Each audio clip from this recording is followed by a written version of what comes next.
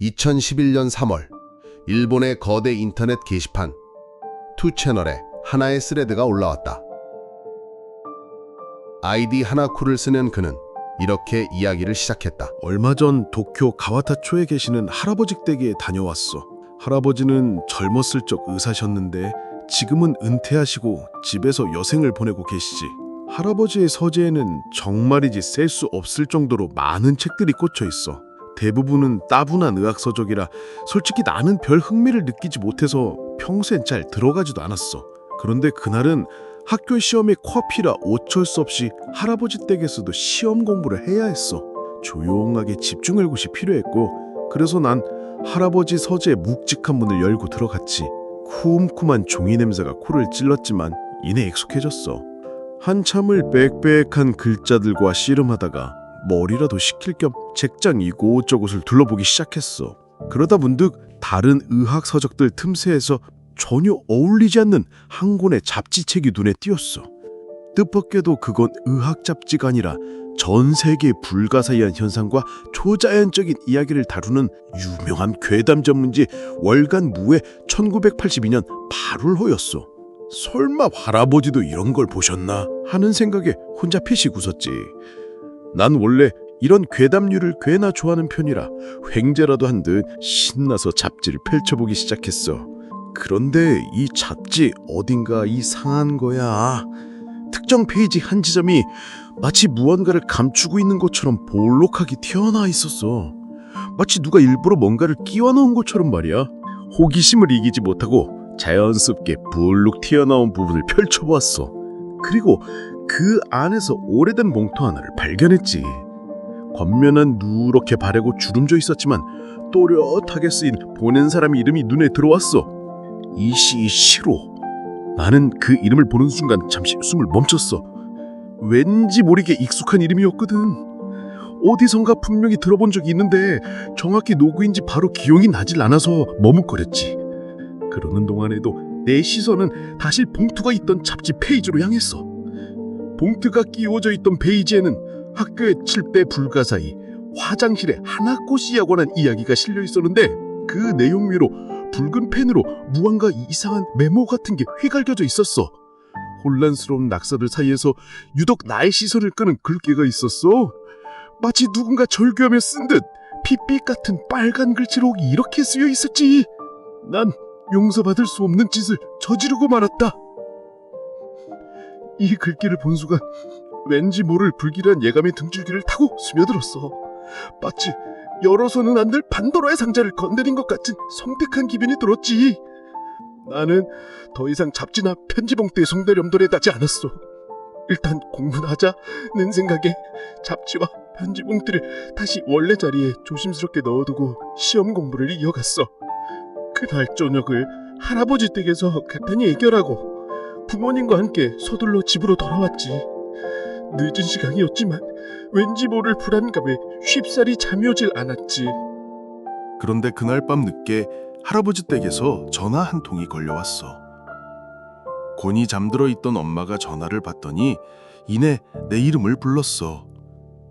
할아버지가 나를 찾는다는 말에 나는 무슨 일인가 의아해하며 수화기를 받아들었지. 할아버지의 목소리는 평소와 달리 왠지 모르게 급박하고 떨리고 있었어.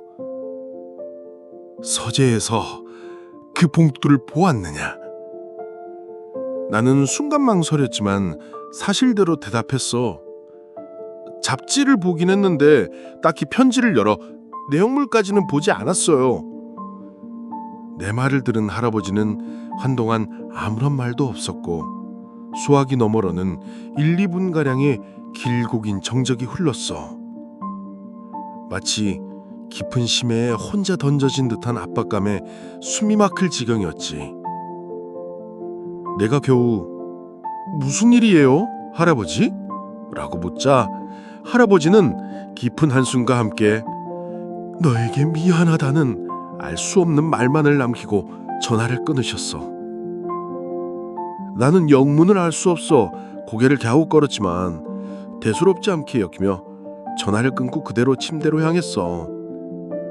봉투에 쓰여있던 이름 이시시로. 그가 과연 누구였을까 하는 엉뚱한 궁금증과 함께 나는 스르르 잠이 들었어. 하지만 다음날 아침 청천벽력 같은 비보가 들려왔어. 할아버지가 돌아가셨다는 것. 충격이 아무것도 할 수 없었지만 가족들은 서둘러 장례 절차를 준비해야겠어. 경찰 조사가 이루어지고 할아버지가 서재의 대들보에 목을 메어 스스로 목숨을 끊으셨다는 사실이 밝혀졌어. 유언이나 유서는 그 어떤 것도 남기지 않으셨다고. 모든 소란이 가라앉은 뒤 나는 혹시나 하는 마음에 다시 할아버지의 서재를 향했어. 어제 월간 무잡지를 두었던 자리를 찾아 헤매었지만 그 잡지는 더 이상 그곳에 없었어. 서재의 모든 책장을 샅샅이 뒤졌지만 잡지는 물론 그 속에 들어있던 봉투, 그리고 이시이 시로의 이름조차 흔적도 없이 사라지고 없었지. 나는 그제서야 확신이 들었어. 할아버지는 그 잡지 때문에, 내가 그 봉투를 건드렸다는 사실 때문에 스스로 목숨을 끊으신 거라고. 나 때문에 할아버지가 죄책감이 거대한 파도처럼 나를 넘쳐왔어. 다급하게 인터넷 검색창에 이시이 시로라는 이름을 두들겨 놓았어. 수많은 검색 결과가 뜨는 가운데 나는 내가 찾던 이름을 발견했어.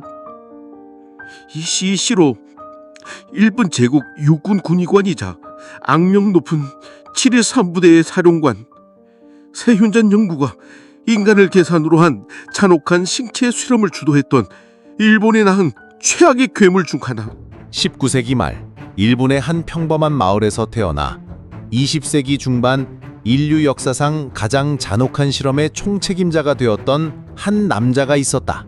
그의 이름은 바로 이시이 시로였다. 그는 의사이자 과학자였지만 그의 손은 치료 대신 파괴를, 생명 대신 죽음을 택하고 말았다. 1892년 치바현에서 태어났던 이시이는 교토대학 의학부를 졸업하며 촉망받는 의학도로서의 길을 걸었다. 하지만 그의 시선은 치료를 넘어 질병 그 자체의 무시무시한 힘에 매료되어 있었다. 1920년대 후반 그는 서구에서 생물학 무기의 잠재력을 엿보고 그 거대한 힘을 일본 제국의 손에 넣으려는 야망을 품기 시작했다. 1932년 그는 마침내 자신의 야망을 실현할 기회를 잡았다. 만주에 육군 전염병 예방연구소라는 이름으로 위장한 비밀부대를 창설했던 것이다. 이 조직은 1941년 역사에 지울 수 없는 상훈을 남긴 악명 높은 731 부대로 그 모습을 드러냈다. 이시이 시로는 이 모든 잔악행위의 정점에 서 있었다. 731 부대에서 이시이의 지휘 아래 상상을 초월하는 비인도적 실험들이 자행되었다. 콜레라, 장티푸스, 패스트, 인류를 고통받게 하는 치명적인 병원균들이 그의 손에서 무기로 개발되었다. 죄 없는 수많은 이들이 마루타라는 이름으로 불리며 생체 해부, 세균 감염, 동상 실험 등 차마 입에 담기 힘든 고통을 겪었다. 그는 세균 폭탄을 개발하고 그 효과를 인간에게 직접 실험하는 데 주저함이 없었다. 과학이라는 이름 아래 자행된 그의 만행은 수만, 어쩌면 수십만 명의 목숨을 앗아갔다. 2차 세계대전의 종전과 함께 이시이 시로는 사라진 듯했다. 하지만 그는 자신의 죄에 대한 대가를 치르지 않았다. 자신이 얻은 생물학 무기 관련 정보를 미국에 넘겨주는 대가로 그는 전범 재판을 피할 수 있었다. 그의 잔혹한 연구 결과는 냉전 시대 또 다른 어둠 속에서 활용되었을지도 모른다. 1959년 이시이 시로는 도쿄에서 암으로 사망했다. 그의 묘기는 평범한 사찰에 세워져 있었지만 그가 남긴 그림자는 결코 지워지지 않고 있다. 그래, 나는 이 사람을 알고 있었어. 학교에서 역사 시간에 짧게 스쳐 지나갔던 이름. 하지만 그때는 그저 끔찍한 과거의 인물로만 지부했지 이렇게 내 삶과 얽히리라고는 상상조차 못했어. 나는 이시이 시로와 할아버지가 도대체 무슨 관련이 있는지 그 기이한 연결고리를 필사적으로 닦기 시작했어. 그러던 중 믿을 수 없는 사실을 알게 되었지. 이시시로가 바로 할아버지가 살고 계셨던 도쿄 가와타추에서 말년을 보내다 1959년에 인후암으로 사망했다는 것. 그리고 이 가와타추의 인근에는 과거 7.3일부대의 전신이 되는 방역 연구실이 있었다는 것도. 할아버지는 평생을 이곳 가와타츠에서 살아온 도쿄 터박이었어. 이시시로가 죽었을 1959년 우리 할아버지는 고작 20대 초반에 신출내기에 서졌지. 대체 그 두루 사이에 어떤 접점이 있었을까? 문득 떠오른 기억이 있었어. 할아버지는 젊은 시절부터 종종 히로시마 지역으로 의료 봉사를 다니셨다고 들었어. 핵무기의 참혹한 상황이 채 안물지 않았던 그곳에서 원폭 피해자들을 치료하기 위해서였다고. 늘 존경스러운 마음으로만 들었던 이야기였어. 그런데 얼마 뒤 나는 그때 할아버지가 히로시마에 의료 봉사를 가신 진짜 이유를 알게 돼. 그것은 단순한 봉사가 아니었어. 훨씬 더 깊고 어둡고 절망적인 비밀이 그곳에 숨겨져 있었던 거야. 할아버지의 죽음과 이시시로의 편지 봉투에 대한 충격과 죄책감은 나를 갉아놓기 시작했어. 나는 필사적으로 봉투를 찾아 헤맸지만 그것은 마치 애초에 존재하지 않았던 것처럼 감쪽까지 사라지고 없었지. 할아버지의 소재, 내 방, 심지어 지방 전체를 미친 사람처럼 뒤졌어. 며칠이 지나도록 아무런 단서도 찾을 수 없었어. 봉투뿐만 아니라 그 기묘한 월간 무 잡지마저 흔적없이 사라져버린 건 더욱 다른 미궁으로 몰아넣었어. 아무런 실마리를 찾을 수 없게 되자 내 관심은 언제다 화장실의 하나코 괴담에 집중되었지. 그 잡지에 실려있던, 그리고 할아버지의 붉은 메모가 적혀있던 바로 그 이야기. 괴담 속의 소녀, 화장실의 하나코. 일본의 모든 학교에 하나씩 숨어 있다는 이야기. 어두운 복도 끝, 늘 잠겨있는 낡은 화장실 칸에서 들려오는 섬뜩한 속삭임. 지금부터 학교 괴담의 대명사이자 아이들의 호기심과 공포를 자극해온 소녀, 화장실의 하나코. 하나코는 일본 전역의 학교에 존재한다는 가장 유명한 도시전설 중 하나였다. 보통 학교 건물 3층의 여자 화장실, 그 중에서도 가장 안쪽 칸에 살고 있다고 알려져 있었다. 그녀의 정확한 모습이나 이야기는 지역마다 학교마다 조금씩 달랐지만 핵심적인 요소들은 거의 변하지 않았다. 하나코를 만나기 위한 방법은 단단하면서도 용기가 필요한 의식이었다. 보통 세 번째 칸 문을 3번 노크하고 하나코상 놀자 또는 하나코상 거기 있니? 라고 외치는 것이었다. 그러면 안에서 네 라는 나지막하고 음산한 목소리가 들려왔다고 한다. 문이 열리면 무엇이 기다리고 있었을까? 어떤 이야기에서는 창백한 피부에 단발머리를 한 소녀가 나타났다고 한다. 또 어떤 이야기에서는 피투성이 손이 튀어나와 아이를 끌고 들어갔다고도 했다. 심지어 그녀에게 잡혀간 아이는 영원히 돌아오지 못한다는 소문도 있었다. 하나코의 존재는 아이들 사이에서 두려움의 대상이자 동시에 담력을 시험하는 놀이의 도구였다. 또 다른 괴담은 빨간 휴지 줄까 파란 휴지 줄까 라는 이야기. 하나코의 질문에 잘못 대답했다가는 끔찍한 결과를 맞이하게 된다는 것이 이 괴담의 핵심이었다. 빨간 휴지를 선택하면 피로 범벅이 되거나 몸이 찢어지는 끔찍한 죽음을 맞이했다고 한다. 파란 휴지를 선택하면 피가 모두 빠져나가거나 목이 졸려 질식사하는 최후를 맞이했다고 했다. 이 두 가지 선택지 외에도 둘 다 싫다거나 다른 색을 말하면 오히려 안전했다는 변형도 있었지만 기본적으로는 피할 수 없는 잔혹한 선택을 강요하는 형태였다. 그렇다면 하나코는 왜 화장실에 살게 되었을까? 가장 흔한 이야기로는 태평양 전쟁 중 공습으로 학교 화장실에 숨어 있다가 목숨을 잃은 소녀의 원혼이라는 설이 있었다. 혹은 부모에게 학대받아 화장실에 숨어 지내다 죽음을 맞이한 아이라는 비극적인 이야기도 전해졌다. 그녀의 존재는 단순히 괴담을 넘어 전쟁의 상흔이나 아동학대와 같은 사회적 트라우마를 반영하는 비극적인 그림자였을지도 모른다. 할아버지의 갑작스러운 죽음과 이시시로의 편지 봉투, 그리고 화장실의 하나코 괴담, 이 세 가지 점 사이의 접점을 나는 도무지 찾을 수가 없었어. 마치 서로 다른 퍼즐 조각처럼 뿔뿔이 흩어져 있었지. 아무리 머리를 싸매고 고민해도 답은 나오지 않았어.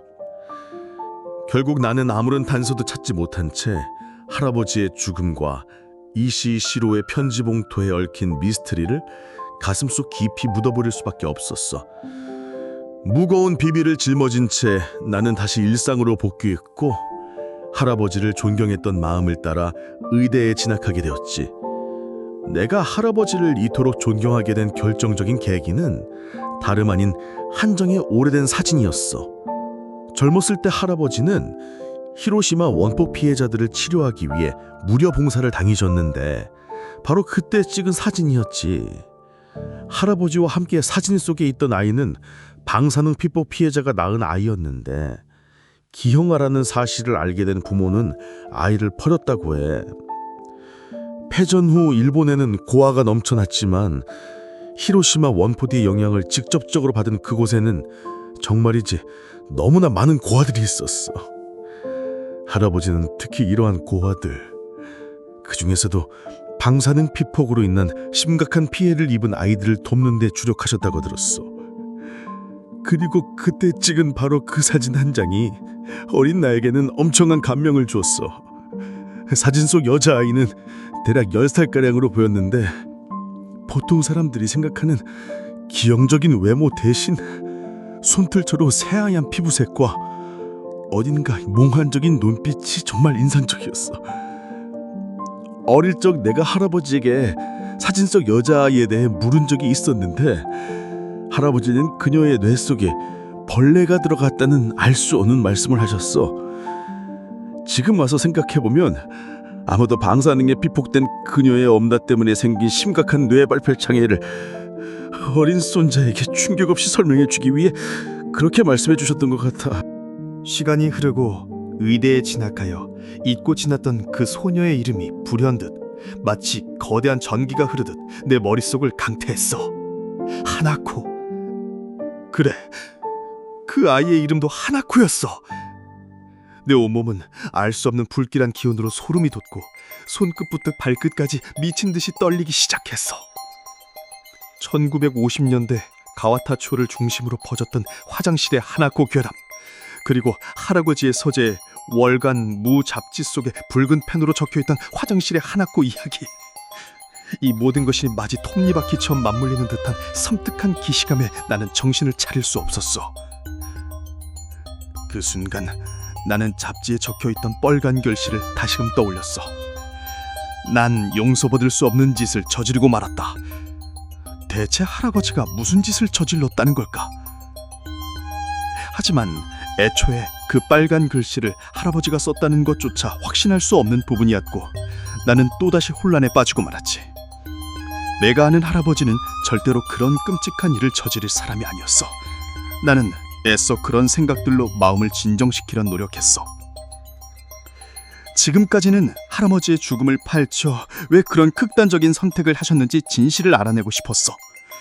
하지만 이시이시로, 그리고 이제는 히로시마의 하나코까지 할아버지의 과거와 미스터리의 접점이 서서히 드러나면서 나는 이 모든 것을 덮어버리고 싶어졌어. 뭔가 불길하고 불편하며 유쾌하지 않은 상상들이 내 머릿속을 스쳐 지나갔어. 빛바른 사진 속의 할아버지와 순백의 피부를 가진 하나코, 그리고 빨간 글씨로 적혀진 용서받을 수 없는 짓을 저지르고 말았다는 글귀. 너무나 불쾌한 기분에 헛구역질이 올라왔어. 더 이상 이 일에 대해 파헤치지 말자고 그냥 덮어두자고 굳게 결심했지. 하지만 나는 이미 발을 빼기에는 너무 깊숙이 들어와 있었어. 왜냐하면 내가 진학한 대학이 바로 히로시마 대학 의학부였기 때문이야. 이곳은 할아버지의 발자취가 남은 곳이자 어쩌면 진실이 나를 기다리고 있는 곳이었을 테니까. 히로시마 대학 의학부에 진학한 후 나는 매일 밤 잠 못 이루는 날들을 보냈어. 할아버지의 죽음, 이시이시로, 그리고 하나코라는 이름이 머릿속을 떠나지 않았지. 그러다 문득 나는 이 모든 연결고리가 어쩌면 의학이라는 학문 자체에 숨겨져 있을지도 모른다는 생각을 하게 되었어. 어느 날 교양 수업 중 전후 의료정책과 사회적 트라우마라는 주제 강의를 듣게 되어서 당신 일본의 의료 지원 상황, 특히 히로시마와 나가사키 피복 지역에 대한 정부와 민간의 대응에 대한 내용이었지. 담당 교수님은 낡은 슬라이드를 넘기며 당시의 열악한 환경 속에서도 헌신했던 의료진과 도움이 필요한 아이들에 대한 이야기를 해주셨어. 나는 홀린 듯 강의에 집중했지만 뭔가 결정적인 한 조각이 파진 퍼즐 같은다는 답답함에 휩싸여. 수업이 끝난 후 나는 주저없이 교수님께 다가가 조심스럽게 물었어. 교수님, 혹시 당시 히로시마에서 피폭 고아들 도쿄로 이송한 사례도 있었나요? 교수님은 잠시 놀라운 표정을 지으셨지만 이내 희미한 미소를 지으며 의학부 도서관의 고문서 보관실을 알려주셨어.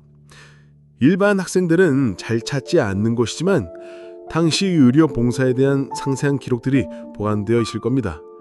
당신의 할아버지께서도 그곳에서 많은 시간을 보내셨을 거예요.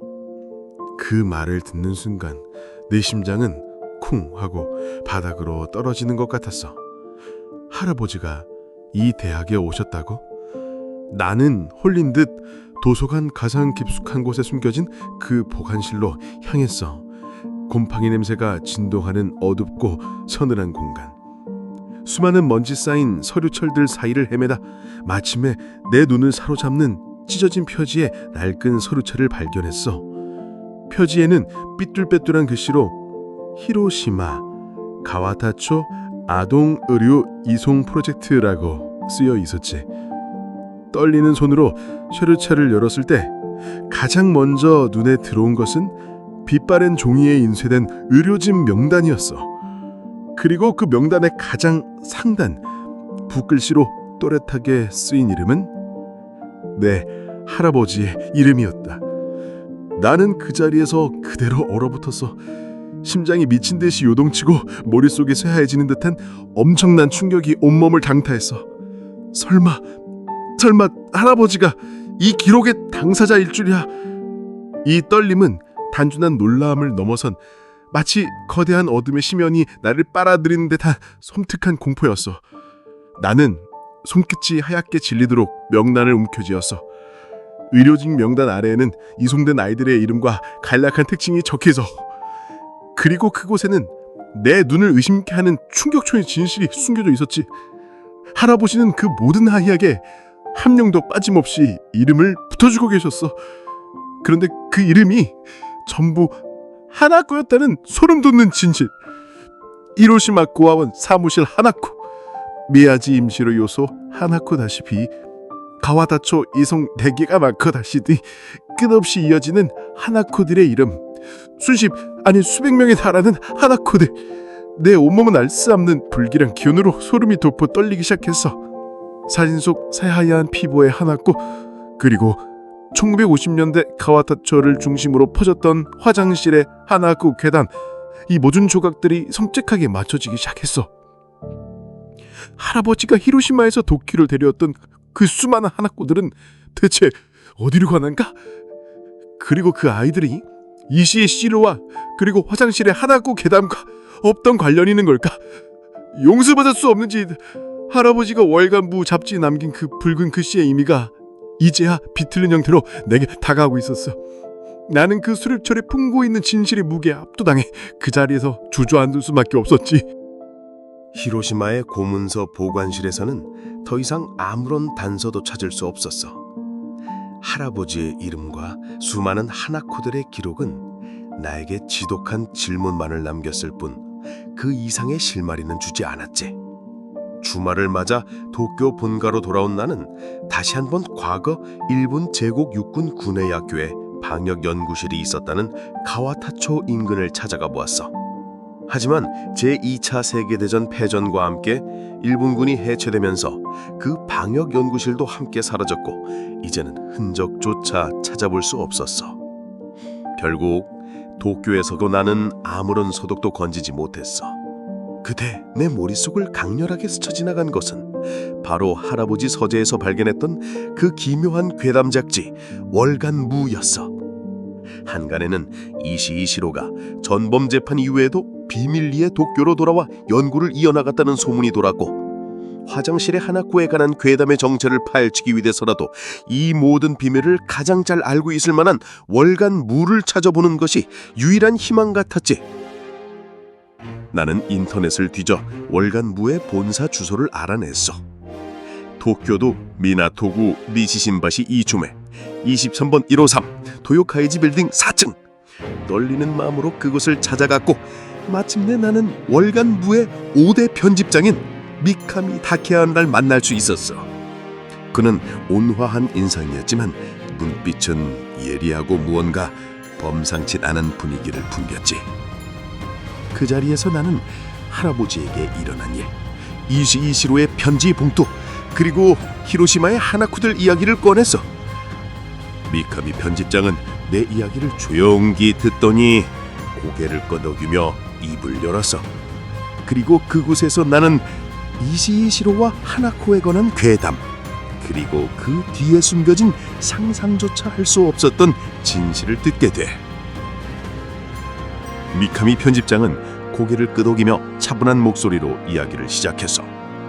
그의 말은 내 머릿속의 파편들을 하나씩 맞춰가는 듯했어. 이시이시로 박사에 대한 이야기는 워낙 음습한 소문이 많아서 저희 같은 오컬트 잡지에서도 쉬이 다룰 수 없는 주제입니다. 어쩌면 당신이 가져온 이야기는 흥미롭군요. 히로시마의 하나쿠들이라니. 그는 잠시 생각에 잠기더니 말을 이었어. 2차 세계대전이 끝나는 후 이시이시로 박사는 전범으로 재판에 회부되었지만 놀랍게도 그는 아무런 처벌도 받지 않았습니다. 왜 그랬을까요? 한간이 끌어도는 소문에 의하면 그는 미국 CIA와 모종의 거래를 했습니다. 731 부대에서 얻은 끔찍한 인간 생체 실험 자료들을 미국에 넘기는 대가로 자신의 신변 안전을 보장받았다는 것이죠. 당시에 미국은 냉전이 시작되면서 소련과의 생화학 무기 경쟁이 심화되던 시기였습니다. 이시시로의 자료는 그들에게 엄청난 가치를 지녔을겠죠. 내 심장이 다시 한번 쿵 내려앉았어. 이시시로가 죽지 않고 도쿄에 돌아와 비밀 연구를 했다는 소문이 사실일지도 모른다는 의미였으니까. 미카미 편집장은 다음 말은 그 의심을 확신으로 바꿔놓았어. 하지만 전쟁 중 최강의 병사를 만들려던 그의 연구는 거기서 끝나지 않았습니다. 패전 후 그가 비밀리에 재개한 연구는 성격이 완전히 달랐다고 알려져 있습니다. 피폭으로 인해 위전적 변이가 일어난 아이들, 특히 선천적으로 기형이 있거나 뇌 기능에 이상을 보이는 아이들에게 관심을 가졌다고 합니다. 당신은 할아버지께서 히로시마에서 데려온 하나코들은 아마도 그의 새로운 연구의 마루타, 즉 생체 실험 대상으로 활용되었을 겁니다. 새로운 연구요? 나는 떨리는 목소리로 물었어. 네, 전쟁 이후 일본은 정신적으로 피폐해졌고 사람들은 공포와 불안 속에서 살았습니다. 이시시로는 이 심리적인 약점을 이용하려 했을지도 모릅니다. 당시 시대에는 정신질환, 심리조작, 그리고 인간의 뇌기능 조절에 대한 연구가 극비리에 진행되곤 했습니다. 특히 전쟁의 후유증으로 생긴 정신적 외상, 즉 PTSD를 치료하거나 혹은 반대로 특정 정신 상태를 유도하는 실험도 이루어졌다고 합니다. 그는 잠시 말을 멈추고 심각한 표정으로 나를 응시했어. 당신의 할아버지께서 벌레가 내외에 들어갔다고 말씀하신 그 하나코의 증상, 그리고 그 아이의 사하얀 피부색, 이것은 단순히 방사능 피폭 증상으로만 보기는 어렵습니다. 이시시로는 인간의 신경계에 직접적으로 영향을 미쳐 특정 감각이나 정신 상태를 유도하거나 혹은 집단적인 공포를 심화시키는 방식을 연구했을 가능성이 있습니다. 미카미 편집장의 말은 내 머릿속을 헤집어 놓았어. 화장실의 하나코 괴담이 단순한 이야기가 아니라 이시시노의 끔찍한 실험과 관련된 어떤 결과물일지도 모른다는 섬뜩한 상상이 들었어. 그럼 할아버지의 용서받을 수 없는 짓은 이 하나코들을 그 실험에 이용하는 것을 도왔다는 의미인가요? 나는 겨우 입을 열었어. 미카미 편집장은 대답 대신 의미심장한 눈빛으로 나를 바라볼 뿐이었어. 그 침묵은 긍정보다 더 무서운 확신을 주었지. 이제 나는 할아버지의 존경스러운 모습 뒤에 감춰진 끔찍한 진실과 마주해야 한다는 것을 깨달았어. 이 모든 연결고리가 너무나 명확하게 눈앞에 펼쳐지는 순간 나는 더 이상 외면할 수 없었어. 미카미 편집장은 조용히 차를 한 모금 마시더니 나를 똑바로 바라보며 말을 이었어. 그의 목소리에는 단호함이 섞여 있었지. 당신은 야마무라 시주코라는 인물에 대해 알고 있나요? 영화 링의 모티브가 된 염사와 투시 능력을 가졌다고 알려진 그 여자 말입니다. 야마무라 시주코는 1884년 일본 구마모토현의 작은 마을에서 태어났다고 전해집니다. 그녀의 어머니는 마을에서 영매로 이름이 높았고 그런 어머니의 영향을 받아서인지 시주코 역시 어린 시절부터 범상치 않은 능력을 보였다고 해요.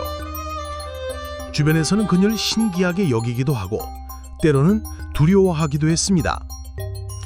특히 시주코는 다음과 같은 독특하고 놀라운 초능력으로 점차 대중의 주목을 받기 시작했습니다. 염력, 사이코키네시스.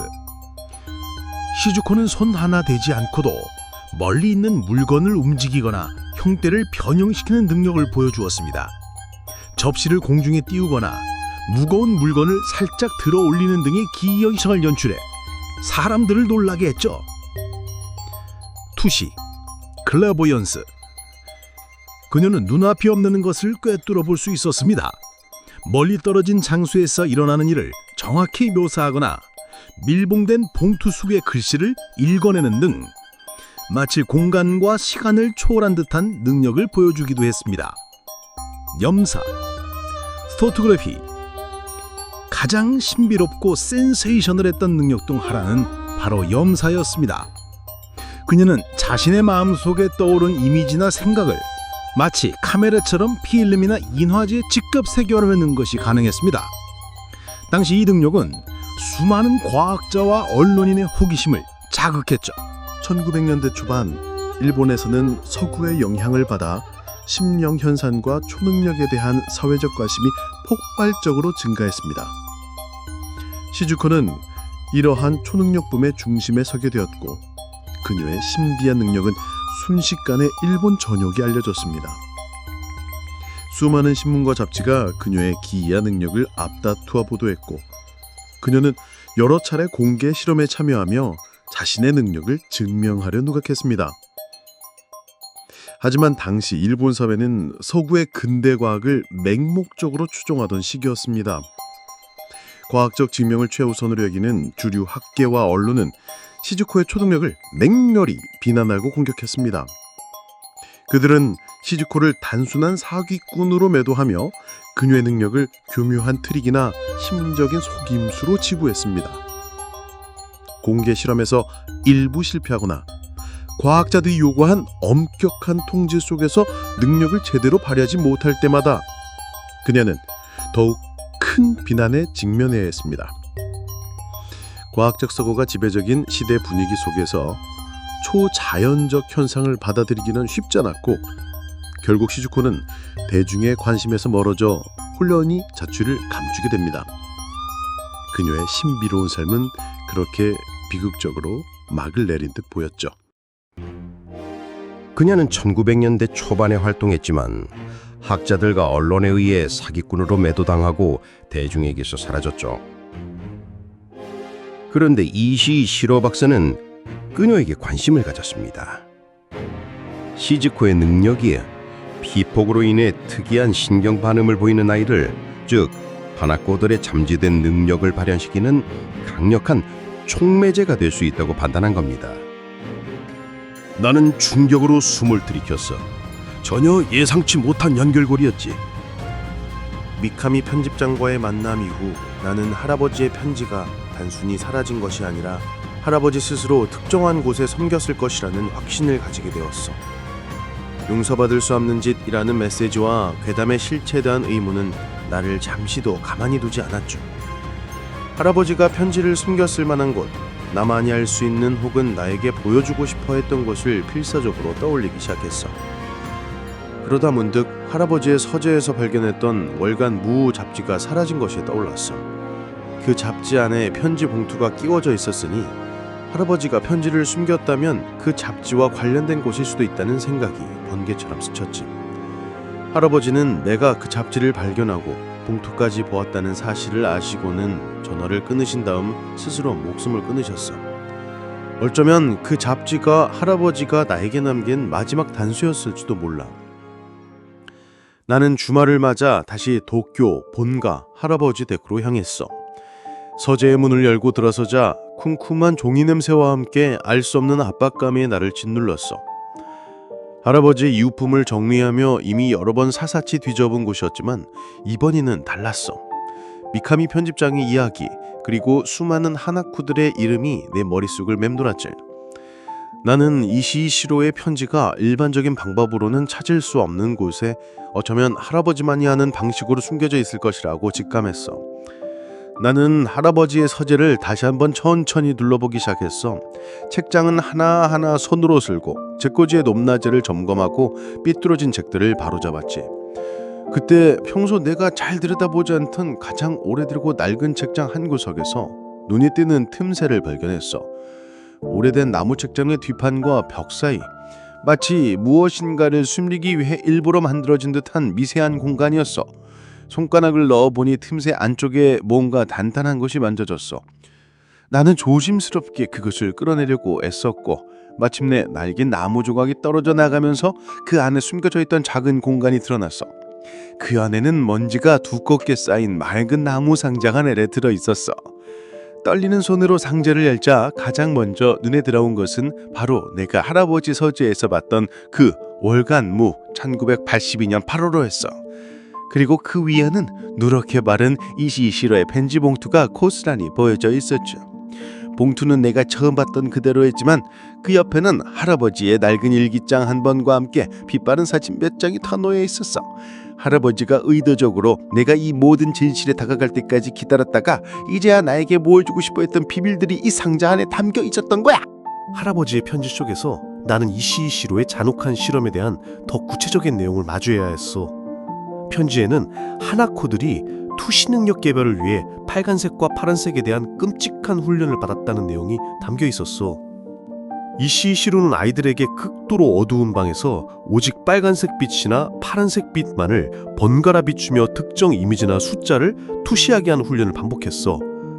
아이들이 투시에 성공하면 빨간 휴지나 파란 휴지를 보상으로 주거나 실패하면 벌칙으로 사용했지. 예를 들어 빨간 휴지는 고통스러운 전기 자극을 예고했고 파란 휴지는 잠시의 안도감을 주는 시기였어. 이 과정에서 아이들의 정신은 극도로 비폐해지고 특정 색깔, 특히 휴지라는 매개체에 강박적인 반응이 보이도록 조작되었어. 하나코들의 삶은 비참함 그 자체였어. 그들은 최소한의 인간적인 대우조차 받지 못하고 그저 실용도구, 소모품처럼 취급되었어. 투시 능력이 기대에 미치지 못하거나 부작용으로 정신이 붕괴된 아이들은 가차없이 버려졌다고 해. 할아버지의 편지에는 뇌가 타들어갈 정도의 강력한 전기자극 실험에 대한 묘사도 있었는데 이런 인해 많은 하나코들이 완전히 정신을 놓아버렸다고 적혀 있었어. 흐릿한 정신 상태에서도 특정 색깔이나 휴지에 대한 강박적인 반응을 보이는 아이들이 대부분이었다고. 그러던 1959년 이시시로가 암으로 사망하게 되면서 이 비밀연구소는 일시적으로 혼란에 빠졌어. 그리고 이 혼란을 틈타 끔찍한 사건이 발생했지. 연구소의 관리 부실과 감시가 소홀히 진 틈을 타 정신이 거의 붕괴 상태의 하나코들이 대고 연구소를 탈출하게 된 거야. 그들은 밤의 어둠 속을 헤매다 가장 가까이 있던 인근 초등학교로 무작정 향했다고 합니다. 마치 본능적으로 자신들이 겪었던 공포와 학습된 반응을 퍼뜨릴 장소를 찾아간 것처럼 말이야. 연구소장인 이시시로가 죽자 비밀 연구소는 그야말로 아수라장이 되었어. 책임자를 잃은 연구원들은 혼비백산했고 하나코들의 탈출에 대해 아무도 제대로 책임을 지려 하지 않았지. 할아버지의 편지에는 당시에 그 끔찍했던 순간이 생생하게 묘사되어 있었어. 나는 그때 너무 무서워서 그대로 도망쳐 나왔어. 그 아이들의 눈빛, 비명소리, 그것들은 내 평생의 악몽이 되었지. 난 대체 무슨 짓을 저질렀던 걸까? 인간으로서 도저히 용서받을 수 없는 죄를 저지른 것이나 다름없었죠. 할아버지는 그렇게 스스로를 질책하고 있었어. 그 후 할아버지는 그 비도덕적인 연구에 대한 죄책감에 시달리며 속죄하는 마음으로 평생을 의료사로서 봉사하며 살았다고 해. 그가 의료봉사를 다니고 아이들에게 무한한 애정을 쏟았던 모든 행동들이 바로 이 끔찍한 과거로부터 비롯된 것이었어. 편지의 마지막은 그렇게 손자에게 미안하다는 글귀와 함께 끝이 났다. 할아버지는 내가 이 끔찍한 진실을 알게 될까봐 두려워했고 결국 자신이 숨긴 봉투를 내가 발견하자 극단적인 선택을 했던 거야. 모든 퍼즐 조각이 맞춰지는 순간 내 가슴은 차가운 얼음덩이에처럼 변해버렸어. 존경했던 할아버지의 숨겨진 과거는 너무나 잔혹하고 어두웠다는 것을 알게 되었으니까. 나는 할아버지 편지를 든 채 벙하니 앉아 있었어. 모든 것이 명확해졌어. 화장실의 하나코 괴담은 단순히 아이들의 장난이나 도시전설이 아니었어. 그것은 이시시로의 잔혹한 초능력 실험, 고통받던 하나코들의 절규, 그리고 그들이 마지막으로 도달했던 장소에서 피어난 비극적인 흔흔이었던 거야. 빨간 휴지 줄까 파란 휴지 줄까 라는 질문은 단순한 괴담이 아니라 그들이 겪었던 끔찍한 조건화와 심리 조작의 결과물이었어. 빨간색은 고통을, 파란색은 잠시의 안도를 의미했던 뒤틀린 기억의 발현이었던 거지.